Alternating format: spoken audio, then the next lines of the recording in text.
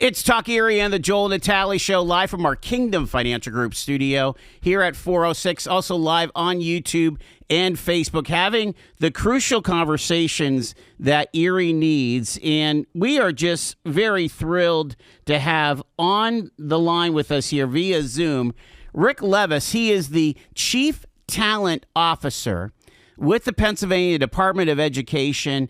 And Rick, I really appreciate you taking the time to kind of navigate with us here some of the challenges and some of the exciting things that are surrounding the teaching profession throughout the Commonwealth. So thanks so much for joining us. Sure. Thanks for having me. I'm glad to be here. Alrighty, we're a family show. We like to get origin stories. And one of the cool things for my audience is your origin story. So talk about it. My origin story. So I'm an Edinboro native. General McLean graduate, went to Edinboro University. Most of my family still lives in the greater Erie area, but I live in Harrisburg right now. So with some experience, I'll say that. So yeah. In starting this interview, so my sounding board for a lot of stuff is my spouse is a public school teacher who teaches math and social studies, and she's been teaching in the public school system for over 30 years. And I sent 4 kids through the local public school system. She's a high school teacher? She's a middle school teacher. Middle school teacher now? Yep. And let's just face it. Let's love on your wife for a second here, because this will be a good good object lesson, okay? Okay. What particular personality traits does your wife have that helps her navigate and thrive in a middle school culture and environment? She's passionate, she's enthusiastic, she's curious. So I think you'll find out with great teachers, they love to be with the kids. They love to see that spark when something hits with those kids. So it can be a stressful job, but it can be a challenging job, but it's a rewarding job. And so every day she goes in and there's that passion. There's that passion to see learning in the kids. And so when it clicks with them, that's what makes it worthwhile. And that's kind of something that, is that innate? Is that something that you can teach? Again, we're starting with the raw materials. Then we'll talk about, the skill sets, right? I think it is something you can teach. So I'm not a teacher by training. I'm a communications person, public affairs. But having been a parent, raising a bunch of kids, you're doing homework with those kids. You're trying to get them enthusiastic about school, and you're showing them how to be a better student and trying to find ways that resonate with them. So you try something, it doesn't work. You try something else, and it works for them, and they understand it. So I certainly think it's something that you can be trained to do. All righty. So the reason why we're having this conversation is that there are several activist groups and just people that are in the public policy sector that are saying, our hair's on fire. We don't have enough teachers. In fact, there's a hashtag PA needs teachers, and there's a whole bunch of public policy going on. And to be clear, and I think you rightly said this, Pennsylvania is no different than any other state in the union, right? As far as teacher shortages, That is correct. This is an issue that's facing states across the country. Every state out there needs more teachers, and they're trying everything they can to promote that profession and to get individuals coming into it. And how did we get to this? Because you think about it, again, you're from Edinboro. We had the Edinboro Teachers College, the Edinboro State Teachers College, which turned into Edinboro University, Pennsylvania, which is now Penn West Edinboro. I mean, its primary function was to create educators. Sure. And at not a long time ago, 1,000 educators, both undergrad and graduate school, were being cranked out of the Edinboro campus alone. What has happened in the last 10 years that has totally affected this issue? I don't know if we can point to any singular thing. I think it's like a lot of professions that if it becomes a difficult profession, you have people that leave it. We have issues with pay. Teachers don't get paid a tremendous amount of money, but I would say that I think if you talk to most teachers, they're not in it for the money, but that has some impact on it. They've found other jobs maybe that pay more. I don't think we can hide from the fact that public education's taken kind of a beating in the last several years, teachers in particular.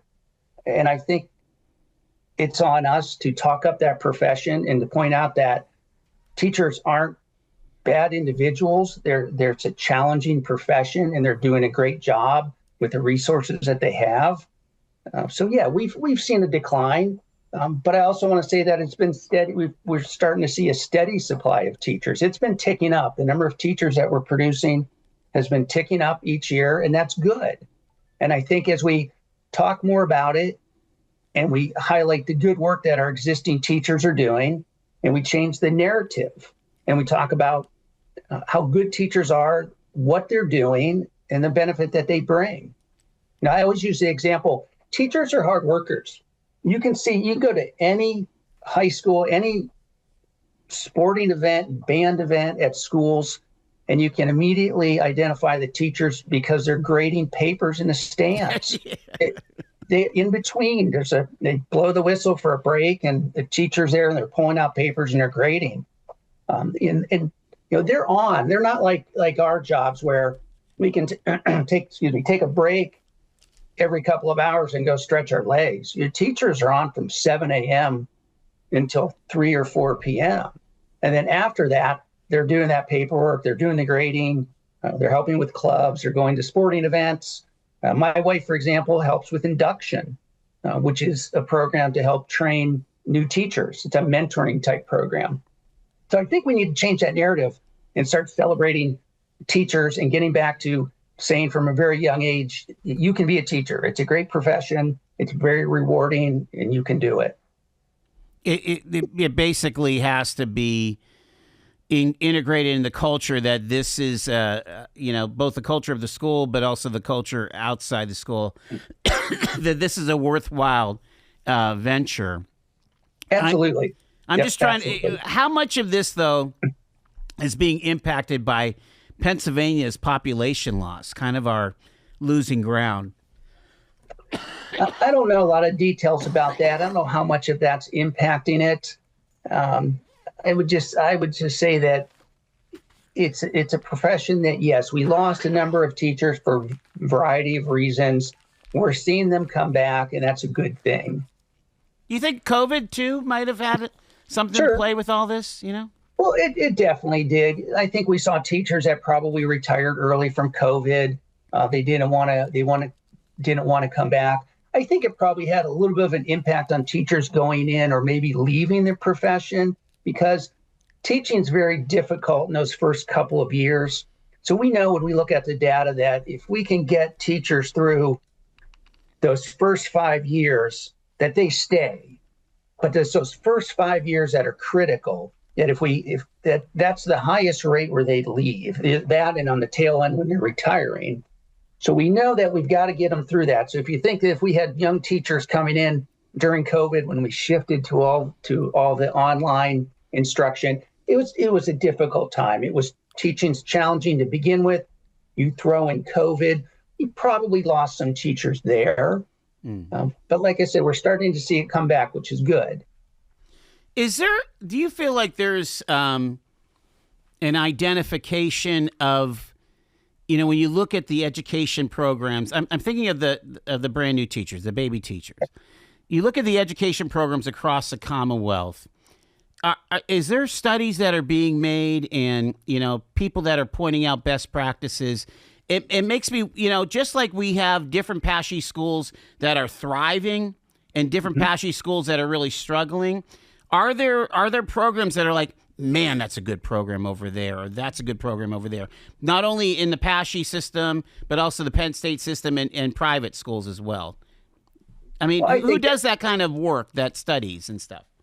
I think researchers do. It's not stuff that I'm working on, but okay. I think to your point, I think every school out there I think they absolutely are looking at their programs and evaluating them to say, how can we make this better? They know exactly how many students that are coming through their programs and becoming teachers.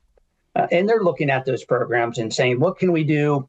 Where is it breaking down? How can we improve this? Because at the end of the day, that's their goal. Their goal is to produce qualified teachers to come out into our school systems. Yeah, and you know, we talked when we were getting ready for this conversation that certainly some majors and some, you know, specialties are harder than others. You mentioned special ed. What is it about special ed that seems to be such a heavy lift? Special ed is challenging. So we do have a shortage. When we look at the numbers to see where our vacancies are and where our schools need the most teachers, that list is headed up by special education. It's the number one. Wow. Okay. It is number one. And I don't think it's surprising. I think when you're teaching, it's a challenge to begin with, and now you're teaching classrooms with students that have these special needs. So that adds that component to it that makes it even a little bit more challenging. And so that makes it even more important that for those students coming in, that they have supports in their schools, that they have a strong leadership, they have a strong mentoring program, so that they can get through those first couple of years of being a student teacher, and then they can get past that point where it's been extremely difficult and they like the job and they want to thrive and they want to stay. Yeah, it seems like, you know, every teacher has a calling, but you would need a very special calling for special ed, right? I mean, yeah, it's absolutely. It's at a high level. We're talking to Rick Levis. He is the Pennsylvania Department of Education's Chief Talent Officer. Got to take a quick break here. 4:18 live here on Talk Erie and the Joel Natale Show. 21 after 4 o'clock. It's Talk Erie and the Joel Natale Show. We are live from our Kingdom Financial Group studio, and we have Rick Levis. He is the PDE's Chief Talent Officer, and it's a blessing to have him with us here. He's also a Erie County native, and Rick, I just want you to kind of go through what is it that you do, because I think this is going to be helpful for those that are like, you know, maybe the parents of a middle schooler that are like, you know what, you know, I mean, my kid loves kids and that kind of, you know. So let's talk about what have you been charged to do from the governor and the Secretary of Ed, you know?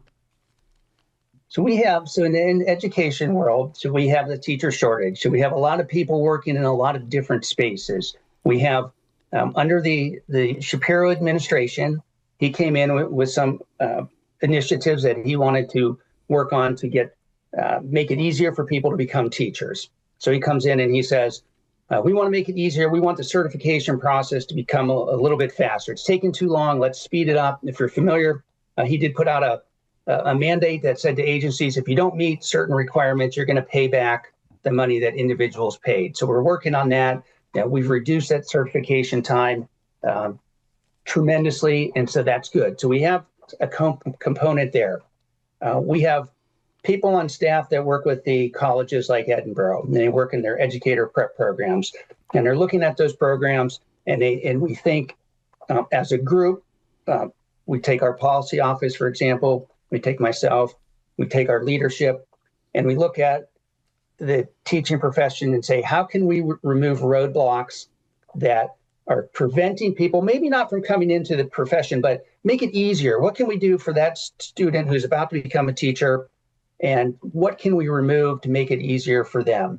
At the same time, we have advocates. So we have advocates in Pennsylvania that are trying to reform the education process from various angles. Big school districts like Philadelphia, Pittsburgh, they have their own people on staff who are looking at how do we get people to become teachers in the Philadelphia school district? What can we do to attract our students who are currently students? How can we get them to become teachers and come back into our communities?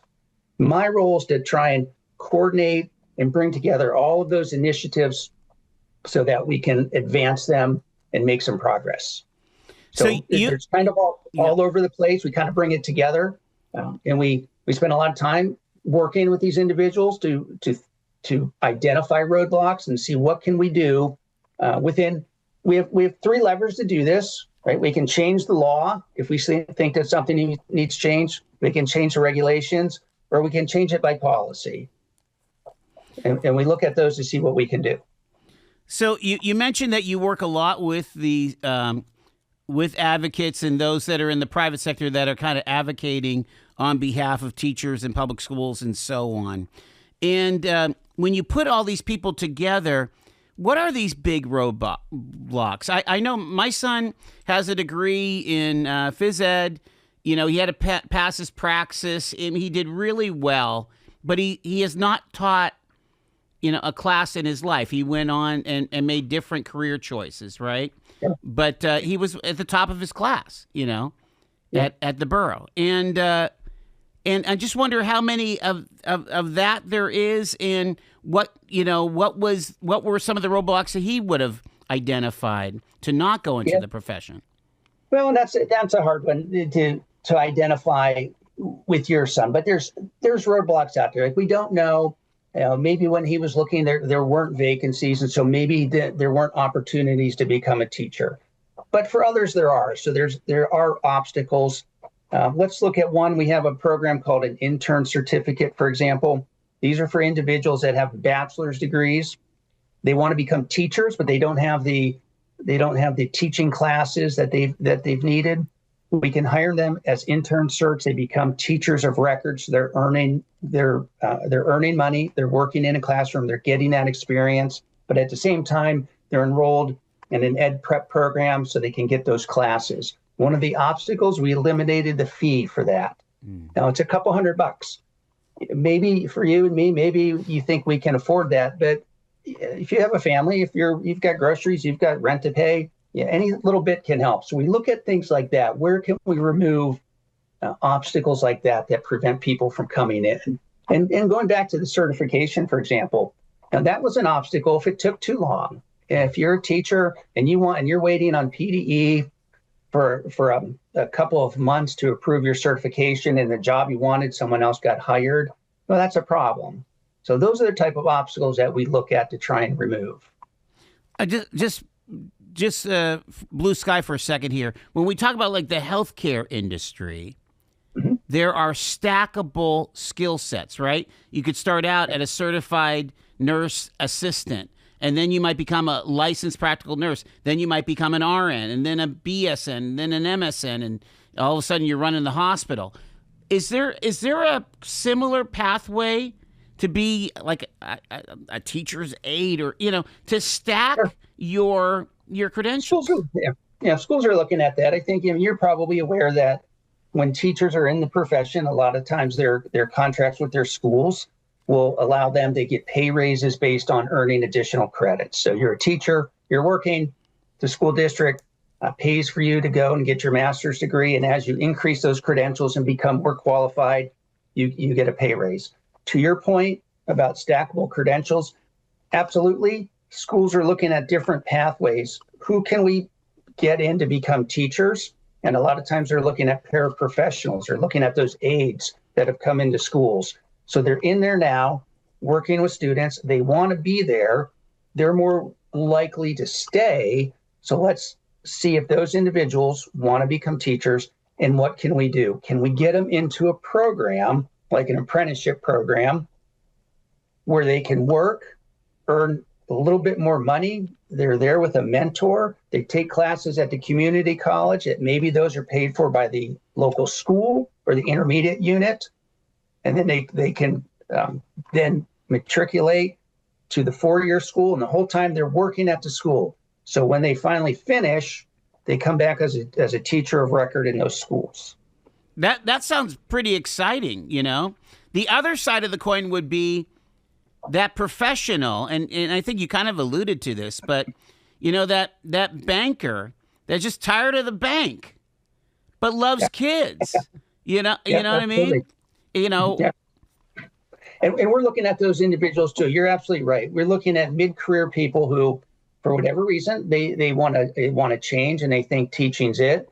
That's where that intern certificate comes in too, because if someone's mid-career and they think that they want to become a teacher, and if you said to them, well, go back to school for 2 more years, spend the money, get that additional training, then come see us, they might lose interest. This allows those individuals to come in recognizing that they bring a skill. So you've been working, you have a skill, you've passed a content exam. We're going to put you in a classroom. You're going to learn because you're there, you're making money, you're taking the classes, and it's a lot easier. I mean, is it often where it's like somebody that is kind of a, I would think that the practicing ballet dancer could teach dance, right? I mean, that's easy one. But, somebody that's an engineer could teach math or calculus or whatever, Yeah, they still need to take some of those classes. I think every teacher you talk to will say that, yes, you may know math, but if you've not ever taught students, you need to learn that. So you need to take some of those classes so you can get some of that experience. We're talking to Rick Levis. He is the Chief Talent Officer of the Pennsylvania Department of Education. We're going to kind of dig into some of the numbers here in Erie County by one of these activist groups, Teach America, about shortages of teachers here in Erie County. We'll see, we'll kind of sort through the data. Stay with us. It's Talk Erie.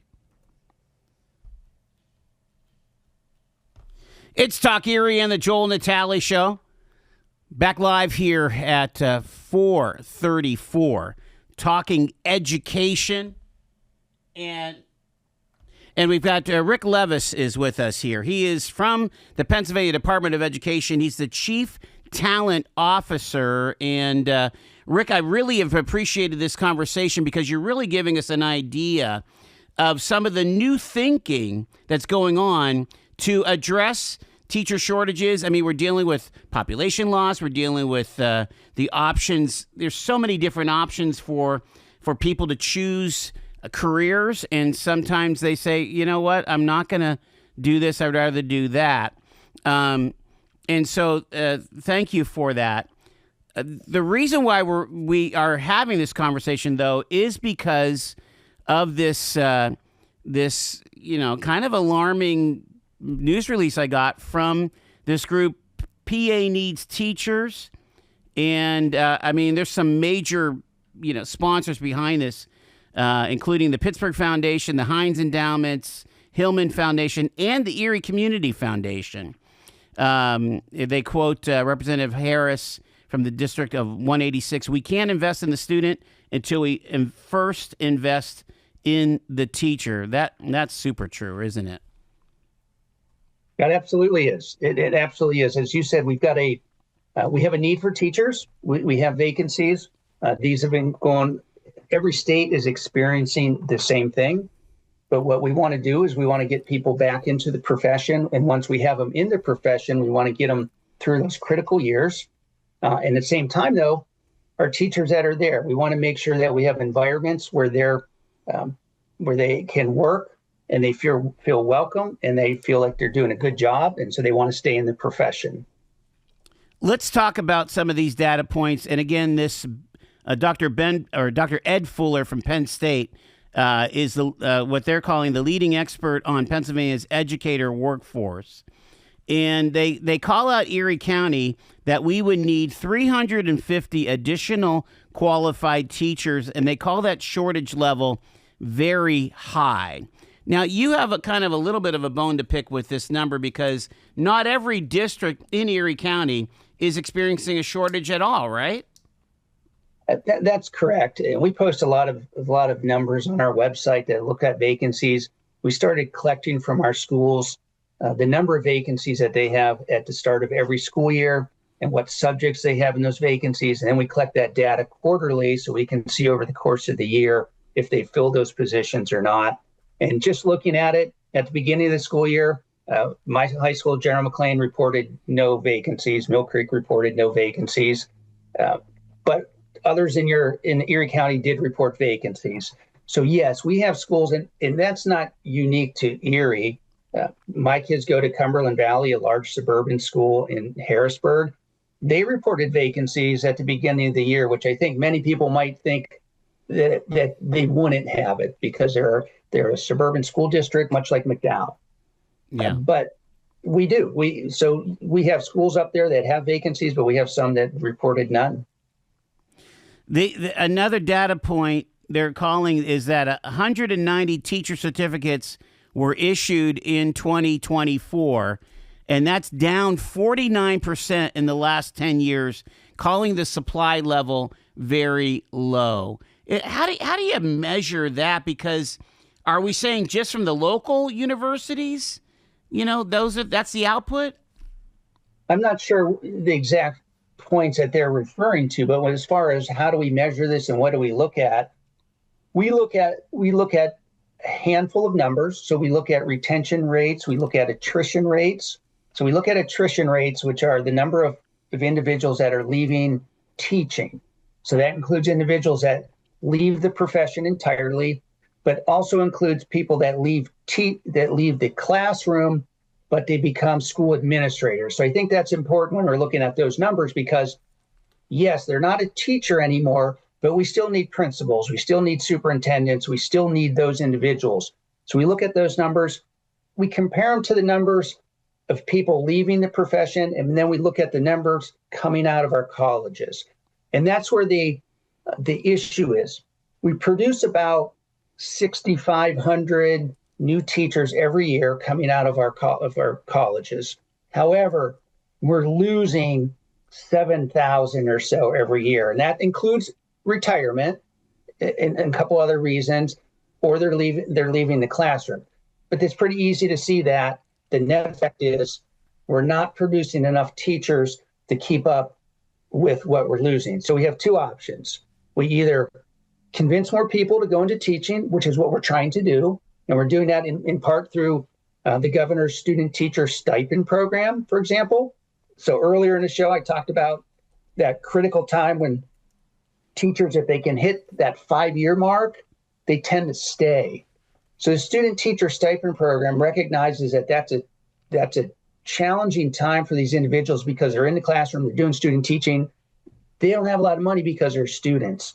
So they get a $10,000 grant or award that allows them to have some money while they're doing student teaching. It comes with a work commitment. So you have to work 3 years. So we get them into the classroom, we get them through 3 years, and then ideally they've gone over that hump and they stay. The other thing we can do is we got to convince more teachers not to leave. And I think that's where leadership comes in and where school culture comes in. Because if you're there working, you like the job, you have good leadership, you have a good building, you like your students, you're going to stay. So it's on two ends. Get more individuals in, but work on the other side so we keep people so they're not leaving the profession and pursuing another one. All right, I'm going to just give you a little challenge here then. So, what part of that job is building up the leadership quotient for the building principals and the assistant principals and let's go all the way up to the school district and if you're a teacher and you have a school board member that's always pounding on teachers, that's not fun. That wouldn't be fun. I think what we're trying to do is look at that level as well and think at a state level, in state government with our advocates, what can we put in place that we can create strong leaders? We want to look at how they're moving through that cycle now and then say, is there a breakdown? What can we do more? We talk about induction. I said this earlier about induction for new teachers. Should we have a greater induction period for these supervisors and these administrators? Are they getting enough experience in the classroom or in that role before we put them in that role permanently? What can we do on that side? What additional training can we do? If we can identify it, how do we pay for it? That's the type of stuff we think about.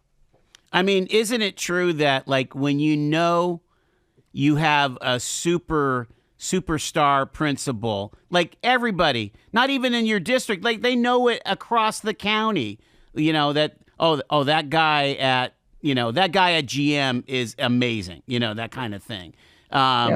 It just is one of those things is that they stand out. I'm going to shout out to Rick Scaletta, who was an amazing building principal and became an amazing superintendent at the General McLean School District because he had the wherewithal with students and with teachers, but he also had the wherewithal with the finances and the economic condition of Edinburgh and Washington Township and Franklin Township. So that's just I believe, wasn't he a band? Yes.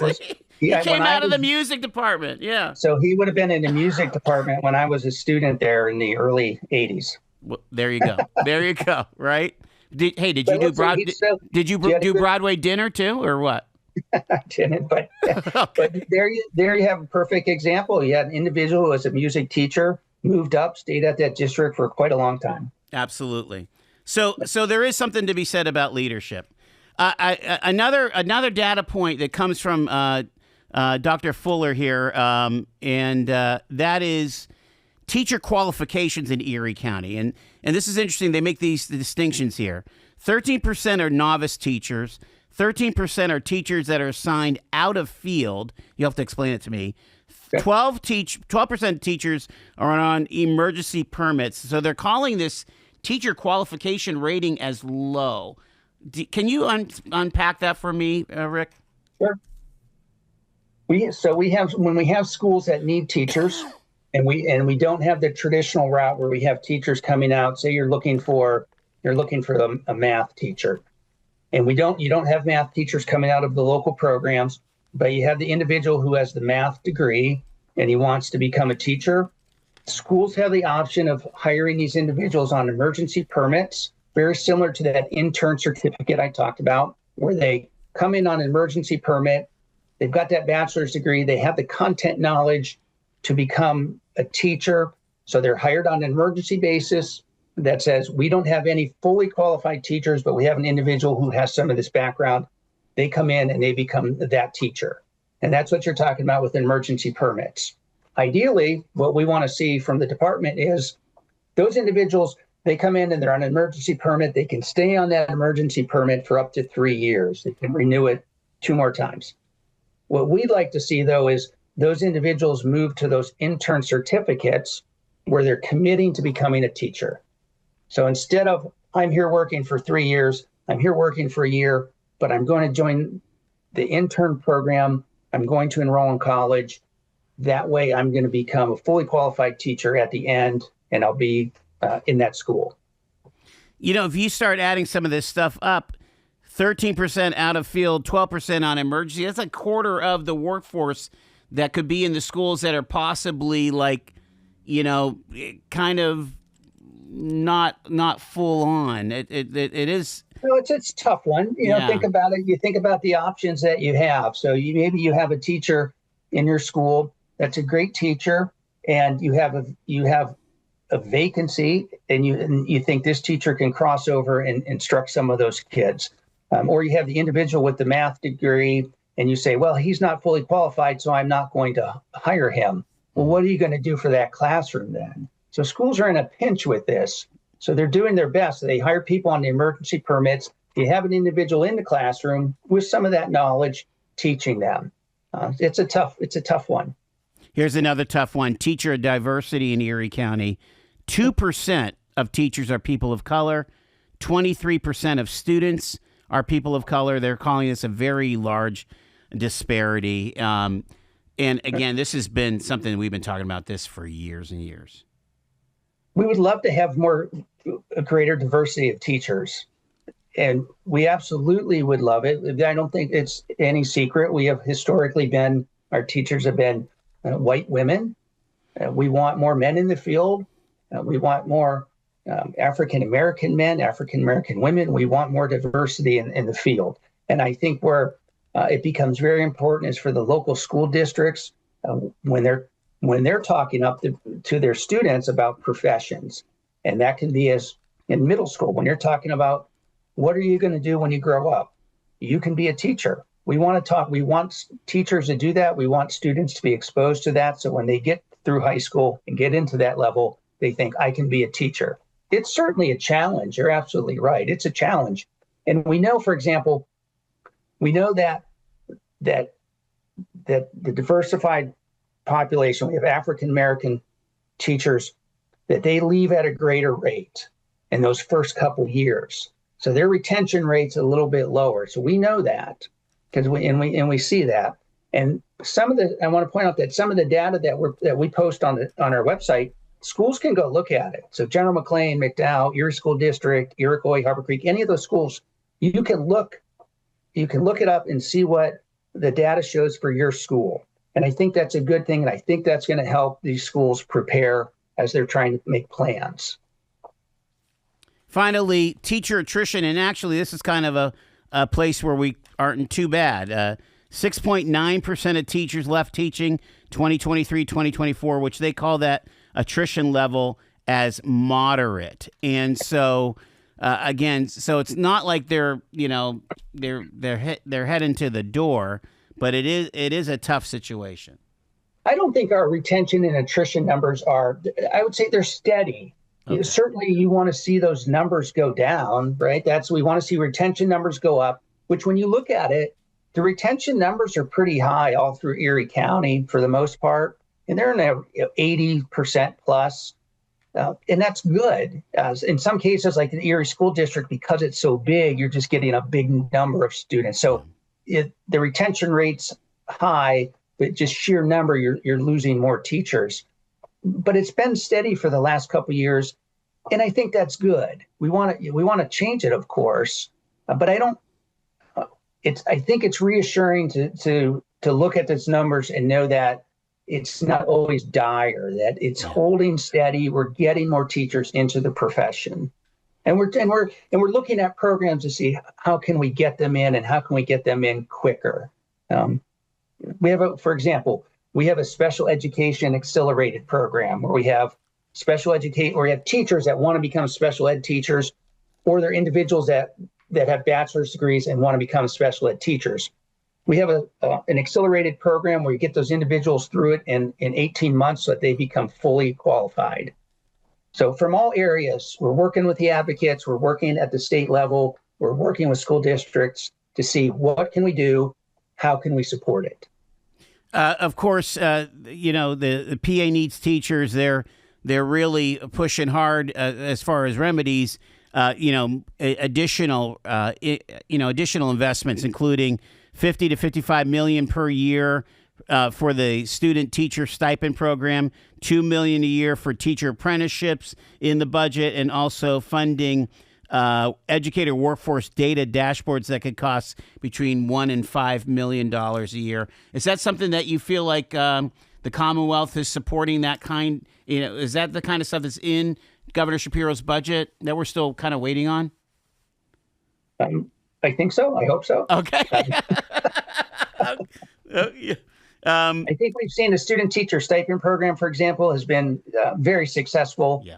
We had 2,000 plus students that got those awards. We know that we had almost 4,000 apply for them. Okay. We know it's a good program. We want to fund it some more, and the governor has asked to fund it, but to double it from 20 million to 40 million.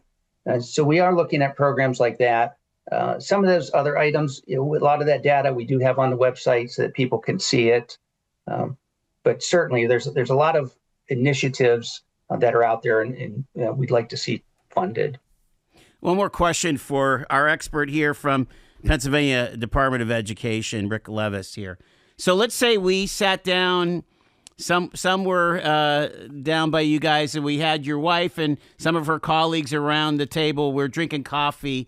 And if I were to ask the question, what one element of school culture would really boost the retention, the attraction, and just the overall wholeness of our teacher core, if you will, what do you think that those teachers would say? What does the building need to have? Teachers want to be appreciated for the hard work that they're doing. That's I think your biggest thing that you would hear is teachers. And I don't think that's any different from any work environment that you've ever worked in. We all have bosses. You want to come in, you want to feel that you're wanted there, that you're appreciated in the work that you do, and you want to be thanked for doing that. And I think when you get good school districts or good any work environment, people know that when that's happening. You're happy to go to work, you're excited. That's what teachers are looking for. just like the rest of us in the workplace. So a parent sending that little thank you card and maybe, that Chipotle gift card inside, Absolutely. that goes a long way to that favorite teacher of your kid. It absolutely does, because they teach a lot of students, they teach a lot of classes, and they're busy, and it's crazy hectic being a teacher, but it's rewarding. And you're absolutely right. Parents that reach out say, thank you for the work you're doing. My kid loves it. We appreciate what you're doing. That goes a long ways.